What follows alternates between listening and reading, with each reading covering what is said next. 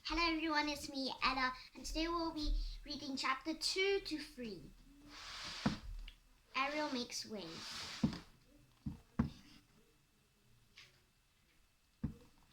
So I hope you will enjoy this book of chapter 2.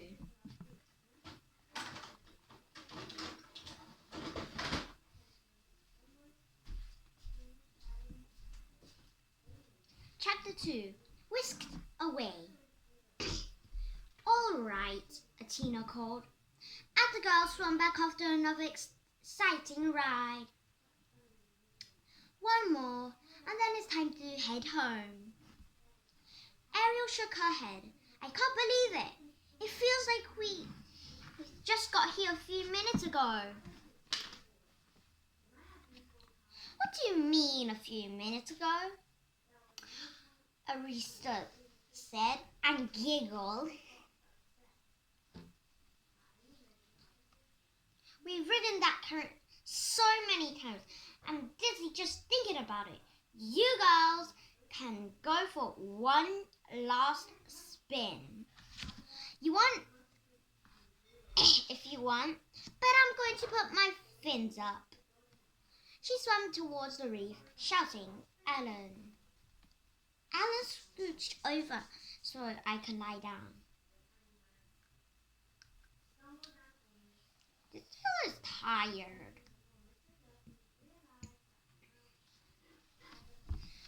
Raising her eyebrow, Andrina muttered, that tail doesn't sound right. A quarter laughed and held out her hands to Ariel and Adrina. Okay, just the three of us then. Want to hold hands this time? Ariel and Adrina nodded and grabbed Aquita's hand. Together the girls counted 1, 2, 3 and flung themselves into the current. Whee! Yelled Ariel as they were whisked away, but a second later they noticed something much colder. Tickled by her cheek, then by her arm, then by her stomach and tail. Brrr, a quarter shivered. Feels like another current is joining this one. And it's freezing. Let's get out. Still holding hands, the three girls tried to move towards the slower water. But to their surprise, they were still caught in the current. They swam harder and harder, but the stream held them fast. The current was getting colder and stronger. Let's try again, a quarter said, frowning. 1, 2, 3. The girls whipped their tails as hard as they could, but it was no use. They were stuck in the current and getting further away from their home by the second. Maybe if I let go of your hand? Andrina started to say, but a quarter cut her off with a sharp. No! Ariel felt a grip her hand harder. It's all right, Ariel thought. A quarter will figure this out. So what should we do? She asked. I'm strongest, so I can try and pull us all out, a quarter said. Andrina, get over here. Both of you grab on and stay as close as you can to me. A quarter pulled the two in, and Adrina and Ariel wrapped their arms around a quarter soldier's shoulder and back. A quarter put her head down and threw her whole body to the right, trying with powerful strokes of her tail to break free of the rushing water. Andrina looked back over her shoulder. There goes the reef, she said. Startled, Ariel looked back as well. Shrinking into the distance, and a strange rock formations now covered the seafloor below them. "Oh no!" Ariel cried.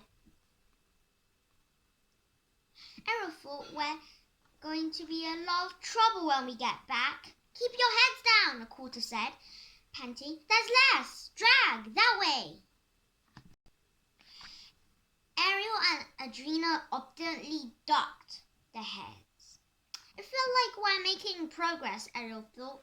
"So why isn't the water slowing down?"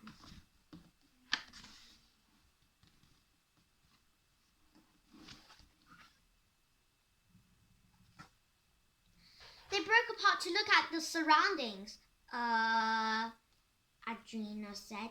"I hate to say this, but I think the current got a lot wider." "How wide can a current get?" Ariel asked in alarm. Andrea stared blankly at her. "As wide as this, I guess." "Not helping," a quarter growled, still swimming her hardest. "But this doesn't feel like a current anymore," continued Andrena. "It feels like some kind of Roger wave." Hundreds of tiny voices screeched from behind them. The girls cringed as a huge school of churros began streaming past all sides. "Roger wave! Yikes!" Andrena yelped, shrinking closer to a quarter's back. Ariel poked her head up. "What's a Roger wave?" she shouted to the fish. Then she felt foolish. Which am I even talking to? Then she felt foolish.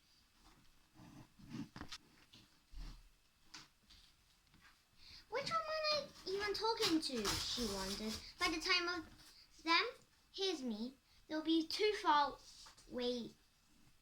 ahead to answer. To her surprise, small groups of toads began to respond. "Currents," shrilled one group flying past on her left. "Can combine," shrilled another group on her right. Ariel turned her head to find them, but they were gone. "Get stronger," a third group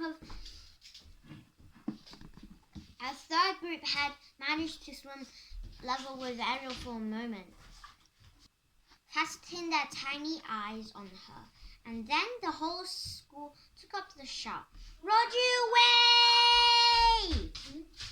The whirling mass of fish continued to swirl around the three mermaids as a quarter fought to swim at an angle to rushing current. Soon the last few stragglers wished by, peeping, "Roger wave, Roger wave," as they went. Then a quarter began coughing. Ariel looked down at her sister and immediately saw why. A surge of muddy water was rushing up and surrounding them. "Oh, great," Andrena said, groaning. "The wave is stirring up the sea floor." "This is all we..." "Wait!" Ariel interrupted. "Are we slowing down?" They were slowing down. A quarter continued to swim as hard as she could, but the current was no longer tugging on them as strongly. "A quarter!" Ariel cheered. "You did it! You got us out!"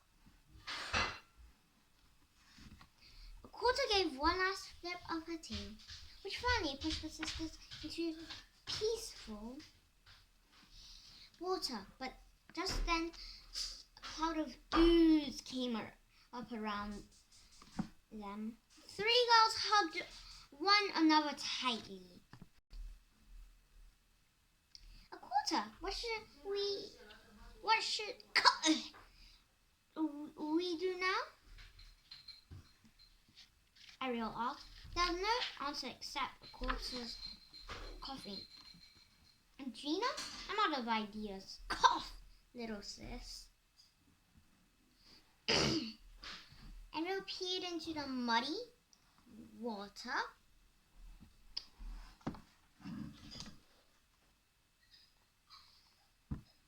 That surrounded them. She couldn't see a thing. They were all alone. They were lost. Akoto was exhausted.